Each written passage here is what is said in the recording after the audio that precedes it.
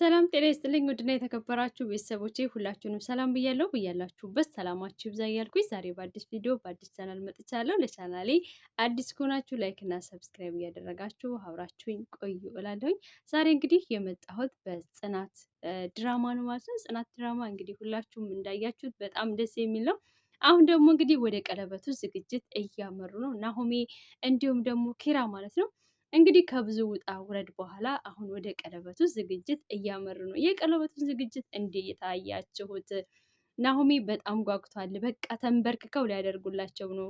ኪራም እንግዲህ ከዛ ሁሉ ውጣ ውረድ በኋላ አሁን ወደ ቀለበቱ ዝግጅት ሁለቱም ደግሞ ናሆሚም ኪራም ደግሞ በአንድ ቀን ቀለበት ሊያደርጉላቸው ለነዚህ ለሁለት እንቁ ሴቶች ለማድረግ ቀለበታቸውን ለማድረግ ተንበርክከው ሊያደርጉላቸው ዝግጅታቸውን ጨርሰዋል ማለት ነው። እንግዲህ ከዛ ሁሉ ውጣ ውረድ በኋላ አይታችኋል የጽናትን ጥንካሬ የኪሩቤልን እንዲሁም በተለይ ጽናት ደግሞ በጣም ብዙ ውጣ ውረድ ነው ያሳለፈችው። በጣም ብዙ መከራ አይታለች። ብዙዎች መጥተዋል። እነ ሄኖክ፣ ሀሴት፣ ቤቲ ብቻ ሶሲ ብዙዎች መጥተው ጽናት ላይ ያደረሱትን ችግር ያደረሱትን ነገር ሁላችሁም አይታችኋል።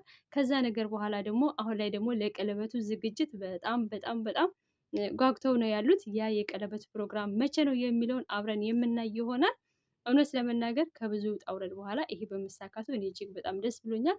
ቀለበቱን ደግሞ አድርገውላቸው ደስተኛ እንደሚሆኑ ሁለቱም ጓደኛሞች ደግሞ ለሁለቱ ጓደኛሞች እጭኞቻቸው ሲያደርጉላቸው ቀለበት በጣም ነው ደስ የሚለው እና ይሄንን ነገር ሁላችንም ስንጠብቀው ነበረ፣ የጽናትና የኪራን ማለት ነው።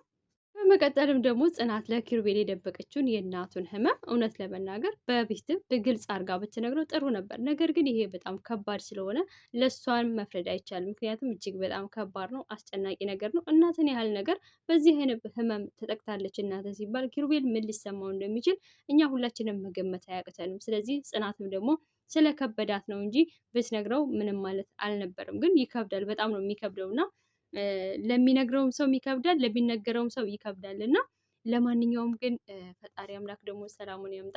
ኪሩቤልም ደግሞ እንደሚረዳት ችግሩን የደበቀችው ምክንያቱም በሁለት ፍቅረኛሞች መካከል ሆናችሁ መደባበቅ የሚባል ነገር በጣም በጣም ከባድ ነው እና በህይወታቸው ውስጥ ብዙ አይነት ክፍተት ሊያመጣ የሚችል ነገር ስለሆነ መደባበቅ እጅግ በጣም ከባድ ነው። ምክንያቱም ኪሩቤል አሁን ላይ ጽናት እንደደበቀችው ስላወቀ የሆነ ነገር ደብቀኛለች፣ ስለዚህ ዛሬም ድረስ እሷ አታምነኝም፣ አትወደኝም የሚለው ነገር በልቡ ውስጥ አጭሮበታል ማለት ነው። ያ ነገር ደግሞ እንዲፈጠር ያደረገው ጽናትን በተደጋጋሚ ተደብቃ ስልክ ስታወራ ስለደረሰባት ነው ማለት ነው። እንግዲህ ይህን ነገር ደግሞ የኪሩቤል አባት አስረድተውት ወደ እውነታው እንደሚመጡ ተስፋ አድርጋለሁኝ። ለማንኛውም በክፍል 64 ሁላችንም የምንጠብቀው ይሆናል የቀለበቱንም ፕሮግራም ማለት ነው። ለማንኛውም አብራችሁን ስለነበራችሁ ስለቆያችሁ ከልብ አመሰግናለሁ።